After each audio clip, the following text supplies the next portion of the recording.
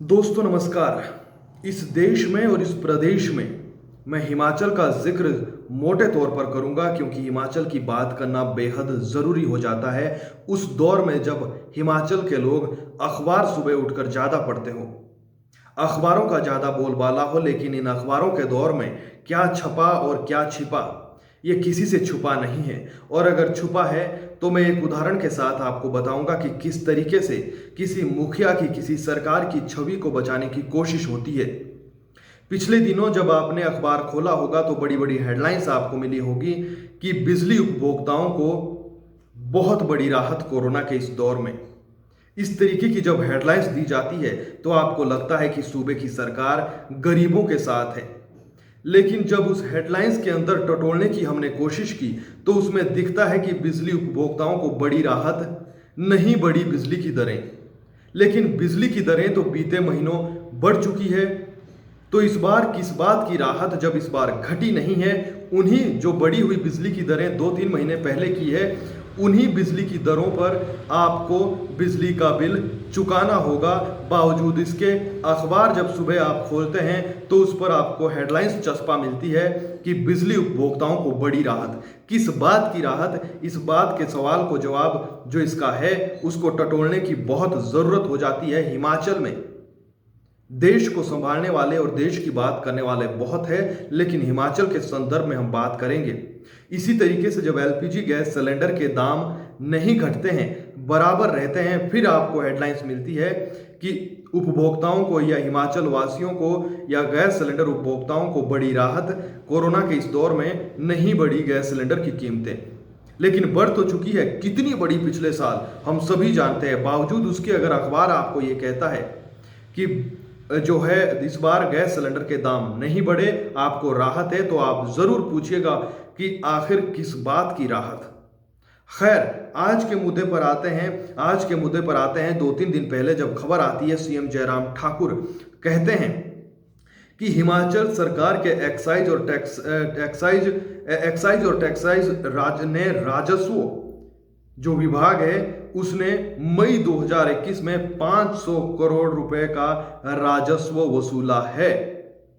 लेकिन क्या परिस्थितियां ये आ गई है कि चाहे राजस्व वसूला जाए, चाहे लोन लिया जाए, हजारों करोड़ का लोन जो है हिमाचल सरकार पर है, 60,000 करोड़ से ज्यादा, और लगातार 3 महीने तक जयराम सरकार कर्ज लेती रही, तो क्या गरीबों को कोई फायदा उसका नहीं होता है?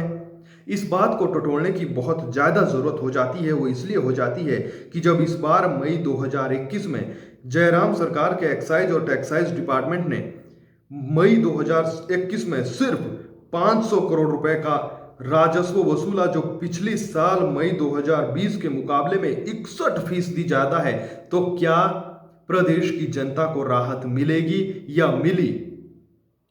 पेट्रोल डीजल का जिक्र करना बहुत जरूरी हो जाता है। पेट्रोल, डीजल और शराब ही मात्र ऐसी चीजें हैं जो जीएसटी से इस वक्त बाहर चल रही है, जिस पर राज्य सरकार इन चीजों को सस्ता कर सकती है, कम कर सकती है। उस परिस्थितियों में जब हिमाचल में पेट्रोल पर करीब 25% वैट वसूला जाता हो, 25% वैट वसूलने का मतलब आप समझते हैं कि अगर पेट्रोल 100 रुपए प्रति लीटर बिकता है तो 25 रुपए सीधे जयराम सरकार के खाते में जाते हैं। ऐसे में अगर जब पेट्रोल डीजल के बढ़ते दामों की बात होती है तो क्या जयराम सरकार पेट्रोल डीजल जो गाड़ियां चलाते हैं, जिनके पास बाइकें हैं, मोटरसाइकिल है, गाड़ियां हैं, उनको राहत देती है? और ऐसी परिस्थितियों में ज्यादा देने की जरूरत है जब सिर्फ बिक्री वैट से 234 करोड़ रुपए वसूले जाते हैं। तो क्या इस खजाने का आम जनता को फायदा मिलता है? नहीं मिलता है। पिछले 1 साल से, पिछले कई समय से पेट्रोल डीजल की जब कीमतें बढ़ रही है और जयराम सरकार से कोई पूछने वाला नहीं है कि आप जो आपने वैट लगाया है उसको आप घटाकर अपने हिमाचल वासियों को राहत देंगे, तो सूबे के मुखिया कहते हैं कि हाल फिलहाल में ऐसा कुछ नहीं हो सकता है। क्यों नहीं हो सकता है? क्योंकि सरकार को 234 करोड़ रुपए वसूलने थे सिर्फ मई 2021 में। तो आप इस बात से अंदाजा लगाइए कि कितनी गंभीर होती है सरकारें, चाहे बीजेपी हो या कांग्रेस हो, कितनी गंभीर होती है आम आदमी को राहत देने के लिए। बिक्री वैट से 234 करोड़ रुपए मई 2020 में वसूले जाते हैं, मैंने आपको बताया। और हिमाचल में पेट्रोल पर 25% वैट, इतना भारी भरकम वैट वसूला जाता है। मैंने उदाहरण के तौर पर आपको समझाया कि अगर 100 रुपये प्रति लीटर आप पेट्रोल खरीदते हैं तो 25 रुपये उसमें सरकार का होता है। सरकार चाहे तो उसे 20% कर सकती है, 15 कर सकती है, 10 कर सकती है, क्योंकि माना कि सरकार को नुकसान होगा, खजाना खाली होगा, लेकिन खजाना भरने के लिए सिर्फ यही एक रास्ता नहीं है। आप चाहें तो, आपको इतने वर्ष हो चुके हैं, कांग्रेस की सरकारें रही, बीजेपी की रही, पर्यटन एक ऐसा क्षेत्र है जहां से कई चीज़ें, हिमाचल पूरा पर्यटन से चलता है, लेकिन पर्यटन की दृष्टि से आपने पिछले कई दशकों से क्या किया, ये भी आप जनता को बताएं तो भी बेहतर होगा। इसी तरीके से डीजल पर करीब 14% वैट वसूला जाता है, यानी कि 100 रुपये का अगर डीजल है तो 14 रुपये जयराम सरकार के खाते में चले जाते हैं।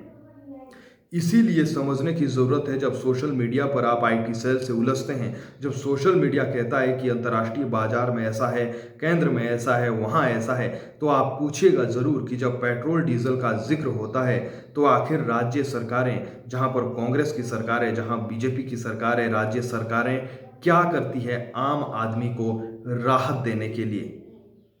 जब 3 महीने तक लगातार 500-500 करोड़ रुपए का कर्ज लिया जाता है तो क्या आम आदमी को राहत दी जाती है? सोचिएगा जरूर और सवाल जरूर करिएगा, सवाल करते रहें, यही एक जागरूक नागरिक की पहचान है। फिलहाल के लिए इतना ही। वीडियो से अगर आपको कोई दिक्कत परेशानी हो तो मुझसे शेयर करें, और अगर आपको वीडियो अच्छा लगा तो अपने चहेतों से शेयर करें। चैनल को जरूर सब्सक्राइब करें। नमस्कार।